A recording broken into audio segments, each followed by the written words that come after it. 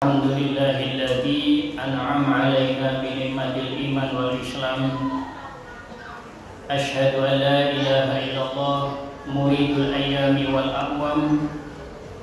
Wa asyhadu anna Muhammadan 'abduhu wa rasuluhu wa li jami'il alam. Allahumma shalli ala Muhammadin wa ala alihi wa ashabihi ajmain, amma ba'd. Wa qala Allah ta'ala fi kitabihil karim, a'udzu billahi minasyaitonir rajim. Ya ayyuhalladzina amanu taqullaha haqqa tuqatih wa la tamutunna illa wa antum muslimun. Ya ayyuhan nasu taqu rabbakumul ladzi khalaqakum min nafsin wahidah wa khalaqa minha zawjaha wa basa minhuma rijalan katsiran wa nisaa'a wattaqullaha alladzi tasaaluna bihi wal arham innallaha kana 'alaikum raqiba. Fa in asdaqal hadis kitabullah wa khairul hadi hadi Muhammadin sallallahu alaihi wasallam wa syarrul umuri muhdatsatuha wa kullu muhdatsatin bid'ah wa kullu bid'atin dhalalah wa kullu dhalalatin finnar. Ayuhal mu'minun jamaah Jumat rahimakumullah. Kita awali dengan memanjatkan syukur kehadirat Allah Subhanahu wa taala atas limpahan rahmat serta karunia-Nya, sehingga pada kesempatan siang hari ini bersama-sama kita bisa bertaqarrub ilallah, memenuhi panggilannya sholat Jum'ah berjamaah. Tidak lupa sholawat serta salam semoga terlimpah senantiasa kepada Nabi kita Muhammad sallallahu alaihi wasallam, juga keluarganya dan para sahabatnya, termasuk mudah-mudahan kita semua para jamaah sekalian yang senantiasa istiqomah, bersungguh-sungguh mau menggali sunnah-sunnahnya, mengamalkannya, dan insya Allah mempertahankannya sampai akhir hayat nanti. Jamaah Jumat rahimakumullah, melalui mimbar Jumat yang mulia ini khatib mengajak kepada para jamaah sekalian untuk bersungguh-sungguh meningkatkan keimanan kita, ketakwaan kita kepada Allah Subhanahu wa taala dalam artian yang sesungguhnya. Karena hanya iman dan takwa inilah satu-satunya kebanggaan kita kelak menghadap kepada Allah. Inna akramakum indallahi atqakum. Bahwa manusia yang paling sempurna di sisi Allah, manusia yang terbaik di sisi Allah adalah mereka yang paling bertakwa. Jamaah Jumat rahimakumullah, dalam rangka meningkatkan keimanan dan ketakwaan kita pada kesempatan khutbah siang hari ini, temanya adalah jangan sombong. Kita dalam keseharian, khususnya dalam sholat 5 waktu yang berjumlah 17 rakaat, senantiasa setiap rakaatnya membaca Al-Fatihah. Dan sudah tidak terhitung lagi berapa banyak kita membaca surat Al-Fatihah. Belum lagi di luar sholat. Tetapi yang menjadi pertanyaan, sudahkah kita memahami dan mengamalkannya barang satu ayat saja? Maka ketika dihadapkan kepada pertanyaan, berat kita menjawab untuk mengakui sudah mengamalkan ayat tersebut. Maka satu ayat barangkali kita awali dari ayat yang pertama, Alhamdulillahirabbil alamin. Yang tentunya nanti ayat kedua, ketiga, dan seterusnya di kesempatan yang lain. Kita mencoba ayat pertama untuk kita ketahui, kita pahami, dan kita amalkan. Semua sudah paham, alhamdulillahirrabbilalamin, segala puji hanya milik Allah, Rabb, penguasa semesta alam. Para jamaah sekalian, mengapa Allah memperkenalkan diri dengan kata-kata Al-Hamid dalam ayat pertama surat Al-Fatihah, yang artinya Maha terpuji? Karena Dia yang Maha tahu bahwa manusia banyak yang ingin dipuji, disanjung, banyak yang ingin popularitas.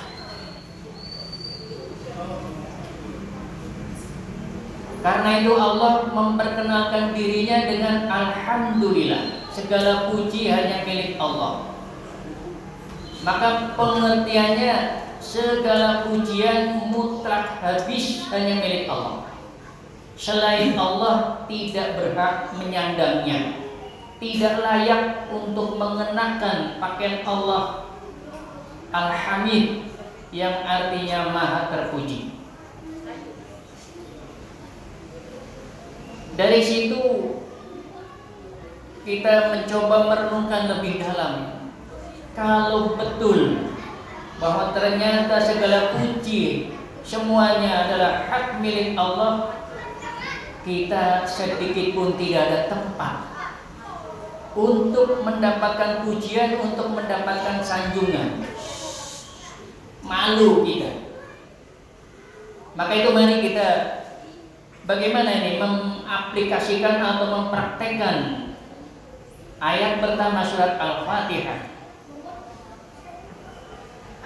Maka contoh konkretnya, prakteknya kita dalam kehidupan sehari-hari, karena kita sudah menyadari pujian itu hanya milik Allah, maka sekali lagi prakteknya di saat kita menolong orang lain. Ini sekedar contoh. Di saat kita menolong orang lain, membantu orang lain, lalu orang lain yang kita tolong, yang kita bantu tidak berterima kasih kepada kita, maka itu urusan dia sama Allah.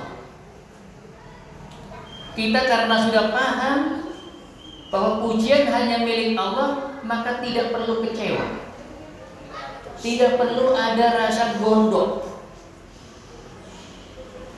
Sudah ditolong, sudah dibantu, kok tidak terima kasih? Tidak perlu. Urusan dia sama Allah. Karena bisa jadi orang yang kita tolong tadi di depan kita, dia tidak mengucapkan syukron, tidak berterima kasih. Bisa jadi dia di rumah melakukan sujud syukur atas nikmat pertolongan Allah melalui kita yang menolong. Itu praktek saat kita menjadi orang yang di atas. Al-yadul ulya minal yadis sufla, bahwa tangan di atas lebih baik daripada tangan di bawah. Umumnya orang kita sudah mempraktekkan hadis tersebut, tahu-tahu gugur, gagal, gara-gara kecewa, yang ditolong tidak berterima kasih.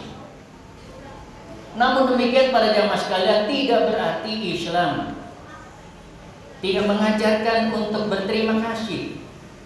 Bukan. Ketika posisi kita ditolong, ketika posisi kita dibantu, jangan lupa tunjukkan syukur kita. Jangan lupa kita ucapkan syukron. Jazakumullah khairan katsir. Para jamaah sekalian, itu yang pertama, mempraktekkan Al-Fatihah ayat pertama. Disimpulkan dalam sebuah kalimat, prakteknya adalah tawadu, yaitu merendahkan hati. Nah, lawan kata dari tawadu adalah al-mutakabbir, sifat sombong. Maka itu para jamaah sekalian, dari sekian al-asmaul husna, kita dianjurkan untuk mengamalkannya dalam kehidupan sehari-hari. Dari Ar-Rahman, Ar-Rahim, Al-Malik, Al-Qudus, As-Salam, Al-Mu'min, Al-Muhaimin, Al-Aziz, Al-Jabbar. Lalu ketemu di sana Al-Mutakabbir. Yang lainnya kita praktekkan dalam kehidupan sehari-hari. Begitu ketemu sifat yang satu ini, Al-Mutakabbir, maka itu pengecualian.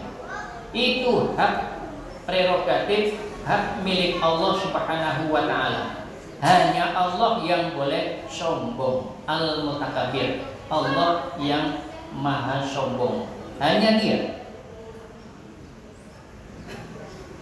Nah, setelah kita paham seperti ini, mengamalkan alhamdulillah segala puji hanya milik Allah, yaitu prakteknya tawadu dan jangan sampai jatuh kepada sifat sombong. Ada apa dengan sifat sombong? Apa bahayanya? Para jamaah sekalian yang dimuliakan Allah, kita lihat menurut Al-Quran di dalam surat Al-Qasas ayat 83, Allah menyatakan a'udzubillahi minasyaitonirrajim, tilka darul akhirata naj'aluha lil ladzina la yuriduna 'uluwan fil ardi wala fasada wal 'aqibatul lil muttaqin. Negeri akhirat itu diperuntukkan bukan untuk orang yang meninggikan hatinya, dan juga bukan pula untuk orang yang berbuat kerusakan di muka bumi. Dan kesudahan yang terbaik adalah bagi orang-orang yang bertakwa. Dari surat Al-Qasas ini sebuah informasi kepada kita bahwa negeri akhirat, bahasa lainnya adalah surga. Maka boleh diartikan surga telah diciptakan oleh Allah bukan untuk orang yang meninggikan hatinya, bukan untuk mereka yang sombong maksudnya, dan bukan pula untuk orang yang berbuat kerusakan di muka bumi. Siapa yang dimaksud orang yang berbuat kerusakan di muka bumi? Peringkat pertama adalah ahli maksiat. Hari ini para jamaah sekalian, peluang orang berbuat maksiat begitu mudahnya. Asal punya HP, ada kuota, dari sana. Hidup ini pilihan. Mau mengambil jalan menuju surga atau menuju neraka. Untuk itu para jamaah sekalian, dari ayat tadi kita bisa mengambil kesimpulan betapa kesombongan tidak memiliki tempat atau tidak ada celah sedikit pun dia mendapatkan kapling di akhirat atau surga yang Allah siapkan. Itu menurut Al-Quran. Dan selanjutnya kita lihat menurut Al-Hadis, riwayat Muslim nomor 91, dikatakan la yadkhulul jannah man kana fi qalbihi mithqala dzarratin min kibrin. Tidak akan masuk surga yang barang siapa di dalam hatinya ada kesombongan walaupun seberat zarrah, walaupun seberat tepung bahasa lainnya. Jadi kesombongan menurut hadis ini, kesombongan yang hampir nol kata Rasulullah, zero, yang orang Inggris pinjam bahasa kita zero, artinya kosong. Kesombongan yang hampir nol, hampir tidak ada, itu pun mengantarkan pelakunya tidak bisa masuk surga. La tadkhulul jannah, tidak akan masuk surga man kana fi qalbihi, yang barang siapa di dalam hatinya ada kesombongan, ya, walaupun seberat zarah. kesombongan yang hampir nol. Nah, dari ayat dan hadis ini insya Allah kita bisa terselamatkan dari sifat ingin disanjung, ingin dipuji, ingin diumumkan, ya, kadang seperti itu. Dan ternyata memang bukan hanya artis yang ingin disanjung dipuji, tapi ustadz juga ada dan banyak yang ingin masih mendapatkan pujian atau sanjungan bila tidak memahami konteks daripada ayat Al-Fatihah, surat Al-Fatihah ayat yang pertama tadi. Terakhir para jamaah sekalian, itu alhamdulillah. Kemudian Hirabbil alamin, Rabbul alamin, artinya Rabb penguasa semesta alam. Bagaimana pengertiannya dan aplikasinya? Allah memperkenalkan di kalimat berikutnya Ar-Rabb. Ini satu-satunya Al-Asmaul Husna yang mewakili seluruh Al-Asmaul Husna yang lainnya. Jadi Ar-Rabb adalah Dia yang mengatur, Dia yang menghidupkan, Dia yang mematikan, Dia yang membagikan rezeki, Dia yang memberikan segalanya. Terkumpul dalam satu sifat Ar-Rabb, mewakili seluruh Al-Asmaul Husna yang lainnya. Termasuk alam semesta yang kita tempati ini bagian dari kekuasaannya. Maka itu kemanapun kita menghadapkan wajah kita, maka di sana kita akan mendapatkan ayat-ayat Allah, akan menemukan kebesaran-kebesaran Allah. Maka kata lainnya, hakikatnya Allah sedang menegur kepada kita. Ini loh karya cipta yang saya perlihatkan, mana karyamu? Berarti praktek yang kedua dari ayat pertama surat Al-Fatihah adalah disiplin atau etos kerja kita sebagai seorang muslim. Jadi kalau kedisiplinan belum ada pada diri seorang muslim, kembali lagi hakikatnya kita melafazkan alhamdulillahirabbil alamin adalah hoak atau bohong. Maka itu mulai sekarang kita mesti disiplin, wabil khusus disiplin memenuhi panggilan Allah Subhanahu wa ta'ala. Yang tadinya biasa terlambat, datang ke masjid setelah azan, bahkan qomat baru datang, mulai sekarang disiplin dalam rangka mengamalkan ayat ini. Sebelum azan kita sudah menyesuaikan diri, mengambil wudhu, bergegas menuju panggilan Allah Subhanahu wa ta'ala. Kemudian setelah sholat, fantashiru fil ardi, bertebaran di muka bumi. Diniatkan karena Allah, mencari karunia-Nya, mencari ridhonya. Insya Allah semua menjadi nilai pahala di sisi Allah Subhanahu wa ta'ala yang menambah berat timbangan kebaikan kita di akhirat. Ini barangkali yang bisa saya sampaikan pada kesempatan khutbah siang hari ini, ayat pertama surat Al-Fatihah yang mengajak kita untuk bersikap tawadu, untuk menghindari sifat sombong, dan yang kedua adalah mengajak kita untuk disiplin, taat beribadah, memenuhi panggilan Allah Subhanahu wa ta'ala. Semoga Allah memudahkan segala langkah dan urusan kita. Barakallahu li wa lakum bil Qur'anil azim wa nafa'ani wa iyyakum bima fihi minal ayati wa dzikril hakim wa taqabbalallahu minna wa minkum tilawatahu innahu huwas samiul alim.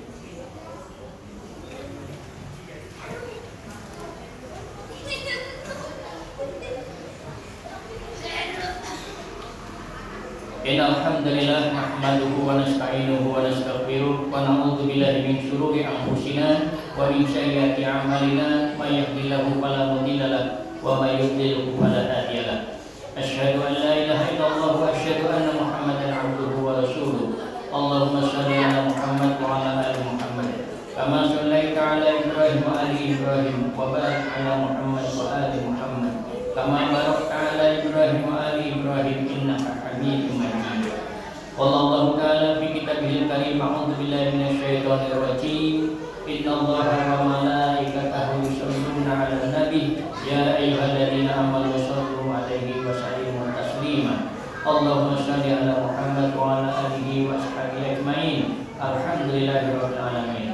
اللهم اغفر للمؤمنين والمؤمنات والمسلمين والمسلمات الأحياء منهم والأموات واستقم بيننا وبينهم بالخيرات إنك سميع قريب مجيب الدعوات. ربي هب لي ربنا آتنا في الدنيا حسنة وفي الآخرة حسنة وقنا عذاب النار. سبحان ربك رب العزة عما يصفون وسلام على المرسلين والحمد لله رب العالمين. أقم الصلاة. الله أكبر الله أكبر لا إله إلا الله أشهد أن محمدا رسول الله حي على الصلاة حي على الفلاح قد قامت الصلاة قد قامت الصلاة الله أكبر الله أكبر لا إله إلا الله.